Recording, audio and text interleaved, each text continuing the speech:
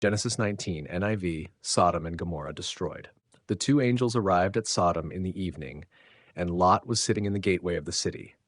When he saw them, he got up to meet them and bowed down with his face to the ground. "My lords," he said, "please turn aside to your servant's house. You can wash your feet and spend the night and then go on your way early in the morning." "No," they answered, "we will spend the night in the square."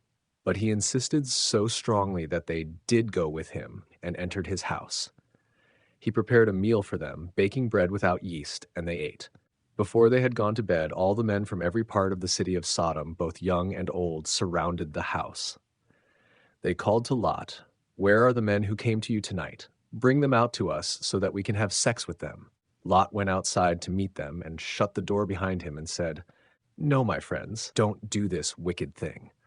Look, I have 2 daughters who have never slept with a man. Let me bring them out to you, and you can do what you like with them. But don't do anything to these men, for they have come under the protection of my roof." "Get out of our way," they replied.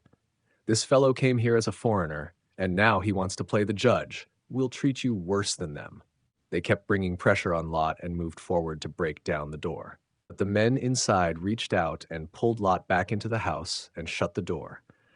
Then they struck the men who were at the door of the house, young and old, with blindness, so that they could not find the door.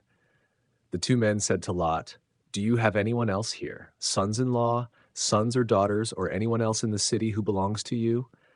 Get them out of here, because we are going to destroy this place. The outcry to the Lord against its people is so great that he has sent us to destroy it." So Lot went out and spoke to his sons-in-law, who were pledged to marry his daughters. He said, "Hurry and get out of this place, because the Lord is about to destroy the city." But his sons-in-law thought he was joking.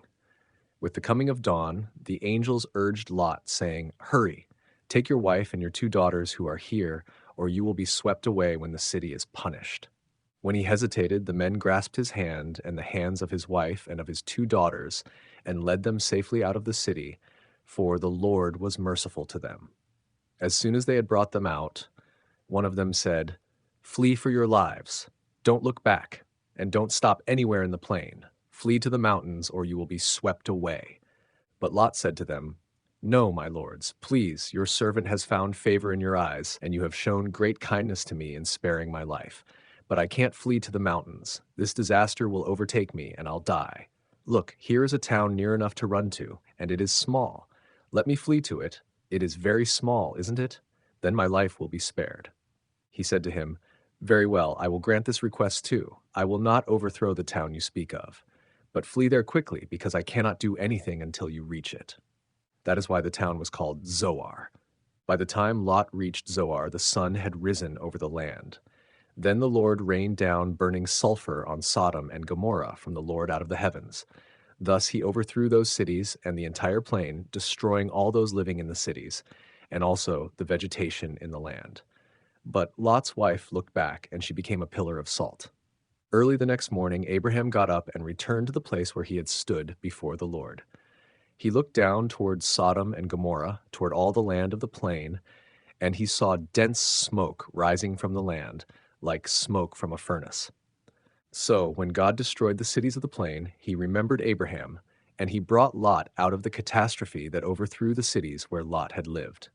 Lot and his 2 daughters left Zoar and settled in the mountains, for he was afraid to stay in Zoar. He and his 2 daughters lived in a cave. One day the older daughter said to the younger, "Our father is old, and there is no man around here to give us children, as is the custom all over the earth. Let's get our father to drink wine, and then sleep with him and preserve our family line through our father." That night they got their father to drink wine, and the older daughter went in and slept with him. He was not aware of it when she lay down or when she got up.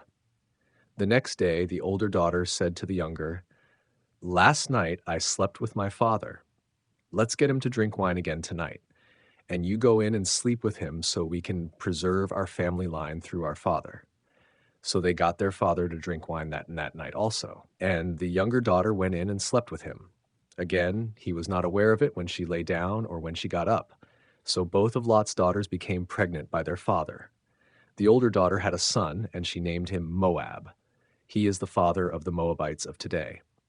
The younger daughter also had a son, and she named him Ben-Ammi. He is the father of the Ammonites of today. Thank you for watching and listening to this channel. It is hard work, and I am grateful for the opportunity because it is for the honor and glory of God. I will continue working in this ministry with the hope that this channel provides you with a time to reflect and meditate on the scriptures, keeping you hungry and thirsty for Him and encouraging you to pray at all times.